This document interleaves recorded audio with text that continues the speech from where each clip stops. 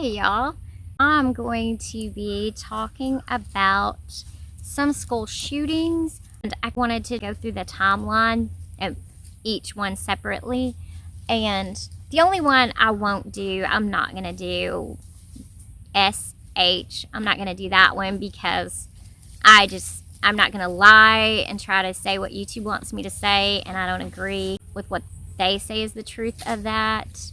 So I'm not going to do that one. Some of the other ones, there's a lot of things I question about them, but I'll still probably do most of those. I think they probably happened, but I don't know if they happened exactly as we're told. But today's I'm going to do comes as a result of Pontiac's rebellion. After 7 Years' War, then you have Pontiac's rebellion, which began in 1763.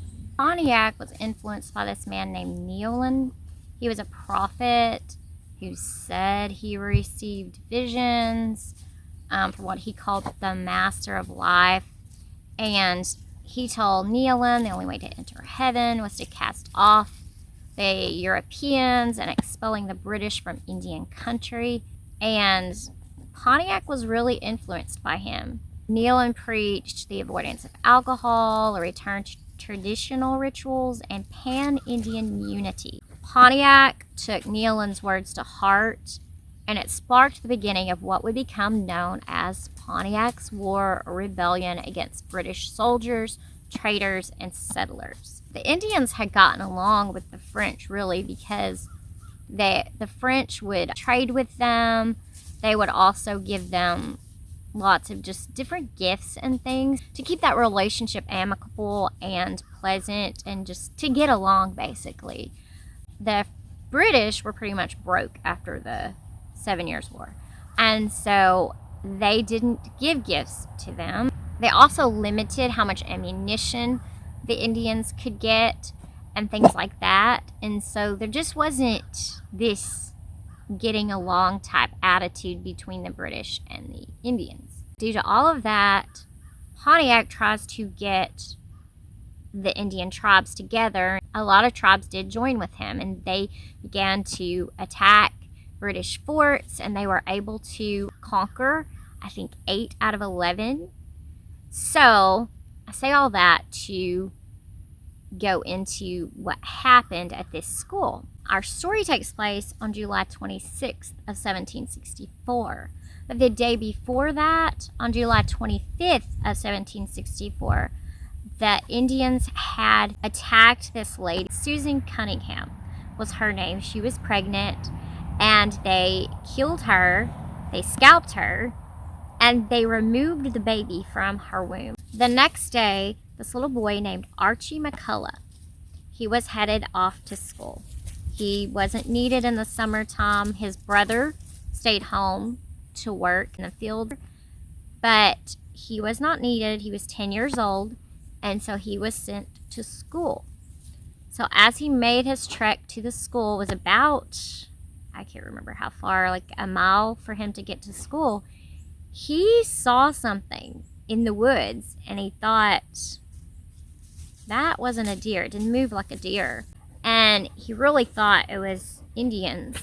So when he got to school, he told his teacher's name was Enoch Brown, and he just basically dismissed it, probably just not wanting to alarm him and cause the kids to be unsettled. He's wanting to teach, and so they start their day. He actually does a Bible lesson with his kids during those morning hours. When he's done with that, here comes these Indians into the classroom. 4 Delaware or Lenape Native Americans enter the schoolhouse, and the schoolmaster, Enoch Brown, he's basically trying as best he can to relay to them, please don't hurt the kids. You do whatever you want to me. Don't hurt the kids. Don't harm my students. Well, they don't listen. And in one place, the reason this one even came up is they said that the Indians shot him. But every other account I've seen, they bludgeoned him. They had these tools that I'll try to find one and put it up here, but they had these tools they would bludgeon people with. More than likely that's what they did, not shoot him, but I still wanted to do the story. It was still a school massacre, and it was interesting once I got to studying, so I wanted to cover it. But I do not think they shot him. I think they bludgeoned him in front of his students, and then they scalped him. So the warriors then clubbed and scalped the children. Brown and 10 children were scalped. The child who had seen, probably seen Indians off behind a tree, or at least one Indian he had seen behind a tree, his name is Archie McCullough, and he actually, when all of this was going on, hid in some brush inside of the fireplace. He hid in there to try to escape everything, but he was able to see what was going on a little bit, and it bothered him so badly he closed his eyes, but he could still hear, and it was horrifying what he heard. Then the Indians, one of them saw him, and so for some reason they did not bludgeon him. They scalped him. Can you imagine how painful that would be? And left him for dead.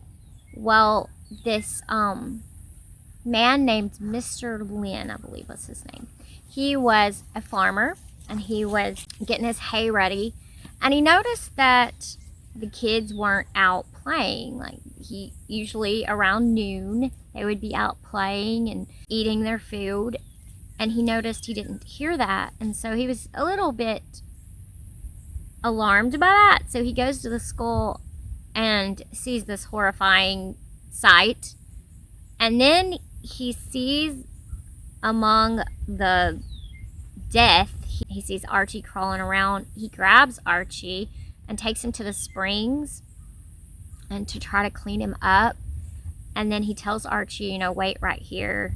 I don't think Archie had much choice. Archie was not well.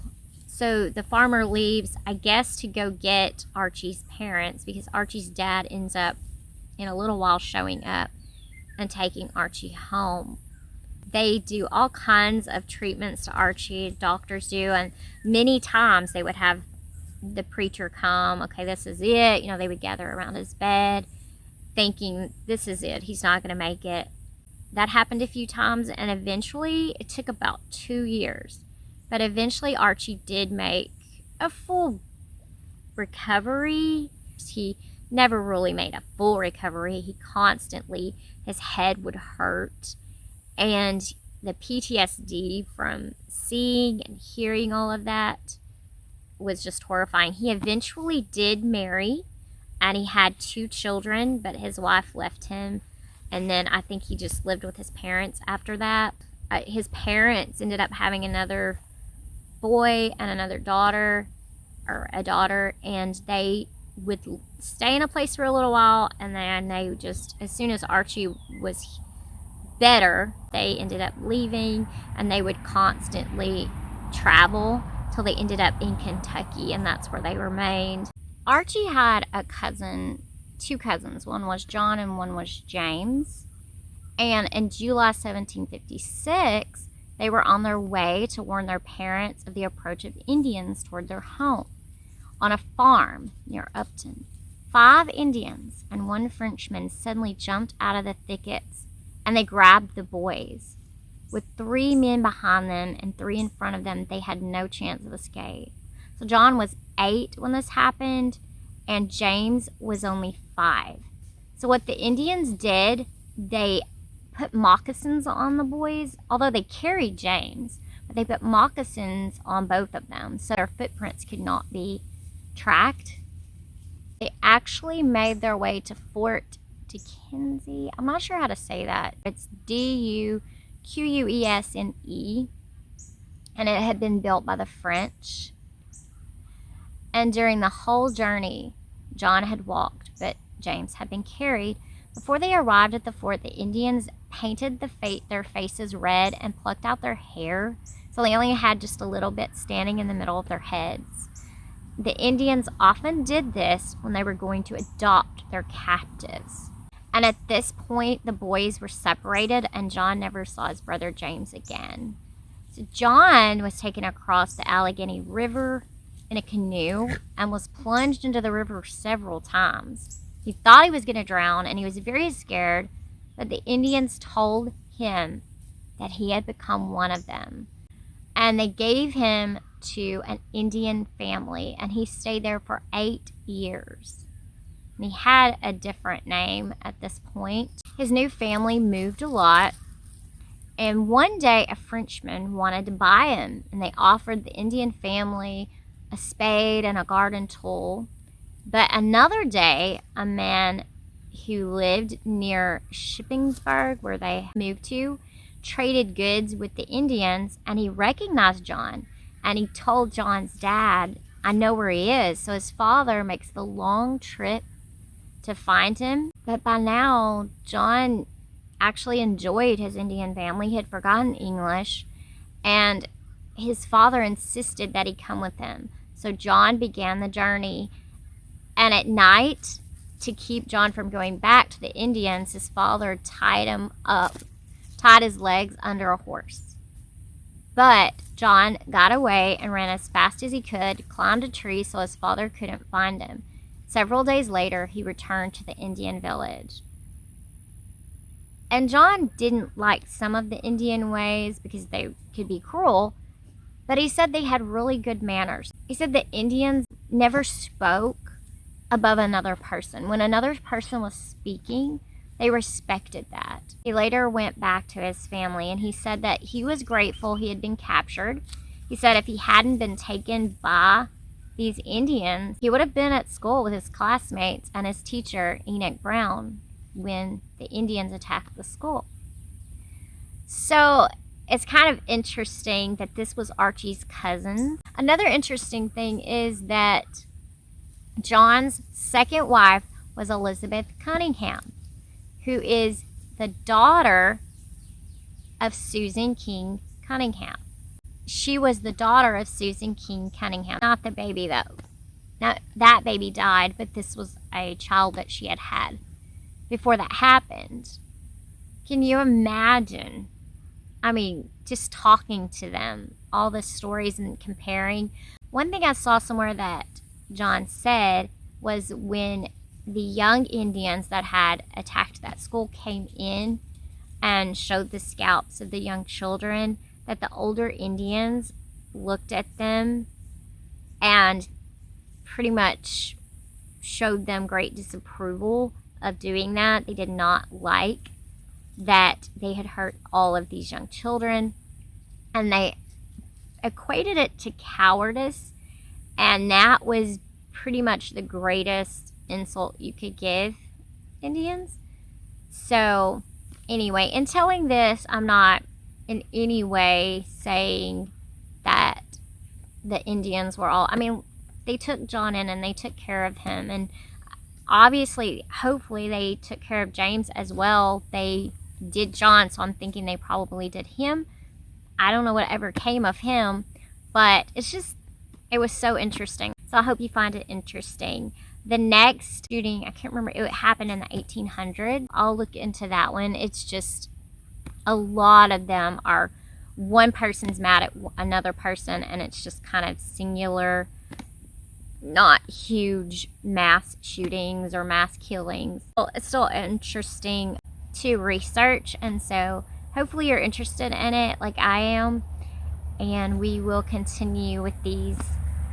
All right, talk to y'all later.